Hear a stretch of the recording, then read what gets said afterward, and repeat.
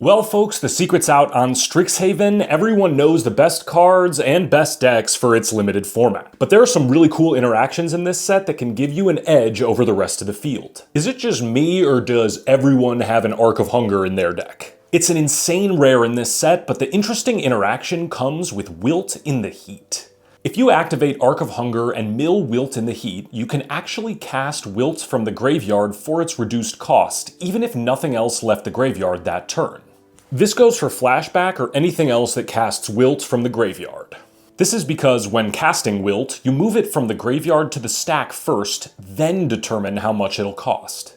Since it counts itself as leaving the graveyard, it'll only cost red-white to cast.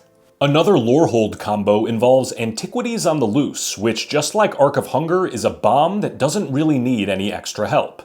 That said, it's important to remember that you don't need to pay the flashback cost to get the extra 1/1 counters from this. All you need to do is cast the card from another zone, and you get the pumped up spirits. One of the sickest combos with this is Practiced Scrollsmith. This lets you exile Antiquities from your graveyard, then cast it for 3 mana for the full effect, and the spell ends up back in your graveyard for flashback anyway. Also remember that Antiquities affects your other spirits too, not just the tokens, so all those Stone Docents and Spirit Mascots will get pumped up too. People figured out very quickly that Resonating Loot is the real deal in decks that support it. It's pretty obvious that you need to be in a deck with a bunch of spells and tons of card draw, which isn't that hard to do in Prismari colors.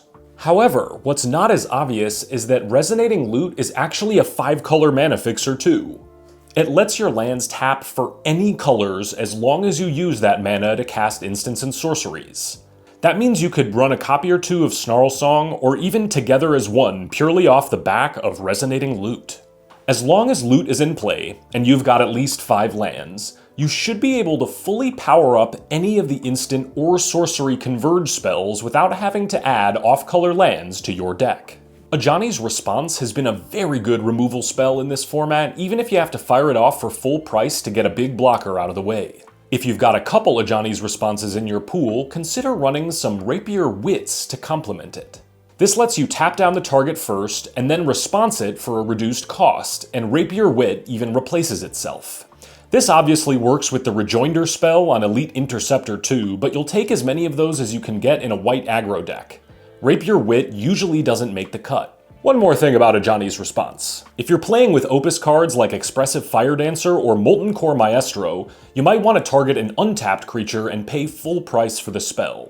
That'll trigger your big Opus abilities and allow you to take out a blocker in one fell swoop. Just like Resonating Loot, Exhibition Tidecaller looked unassuming going into this format. Turns out, this is another bomb level rare if your opponent can't deal with it. You really only have to trigger the big Opus ability twice to win most games. That's not hard to do. The hard part is keeping the Tidecaller alive. One way to do this is to treat it like a combo card with Rapturous Moment. Wait until you have 7 mana, drop the Tidecaller, then immediately follow up with the Prismari spell. That'll mill the opponent for 10 right away, and Moment will give you the mana to fire off another 5 mana spell and mill the opponent for 10 again. This gives your opponent a tiny window to interact, but honestly, you might end up milling them out totally and winning out of nowhere. Tiny little note about Mana Sculpt. Your opponent has to control a wizard when the counterspell resolves in order to get the extra mana.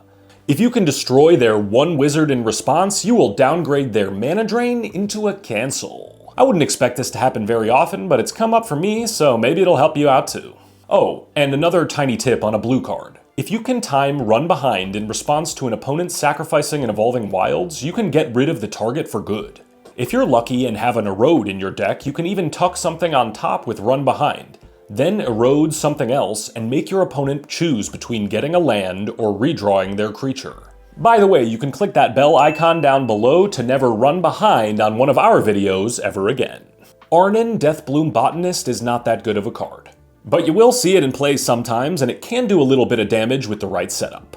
One thing to watch out for is using removal that shrinks a creature while Arnen is in play. This will usually happen when you cast Last Gasp on something.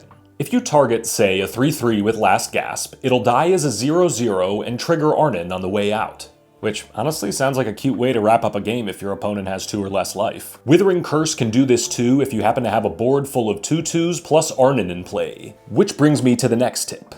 Withering Curse doesn't always fit in Witherbloom decks, but sometimes you just want a Wrath in your deck. You really need to be able to turn on the Infusion ability to justify it, but you can do that easily with Potioner's Trove. Cast Withering Bloom, hold priority, and while the spell's still on the stack, tap Potioner's Trove to gain life. Now you get the full Wrath effect from Curse, and you don't have to set it up with another life gain effect first.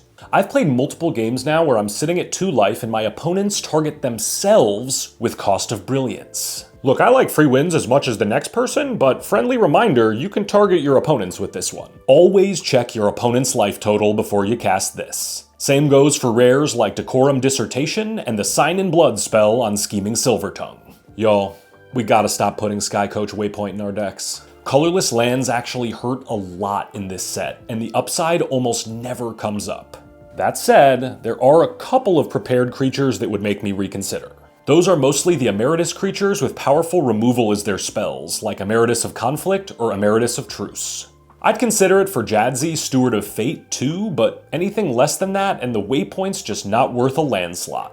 Trust me, recharging your Goblin Glassrite on turn 10 is not worth the risk of messing up your mana base. The 2 hybrid mana Archaic creatures are pretty interesting because you can actually technically consider them colorless cards. You could cast either of these Archaics with no green or red mana at all. I don't think I'd do that for Magma Blood since it'd be a 6 mana spell without red, but I could totally see casting the other one for 4 colorless mana and no access to green in the right deck. Just something to think about if you see these and they don't match your colors. If you've been playing a lot of Secrets of Strixhaven, you've been seeing a lot of Lorehold.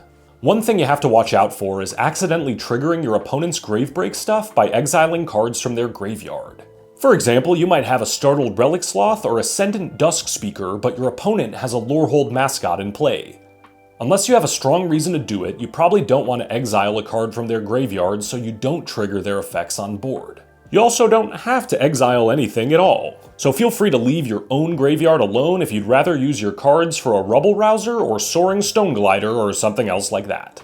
Let us know what's been working out for you in the format, and don't forget to comment down below with the craziest interactions you've seen in Secrets of Strixhaven Limited.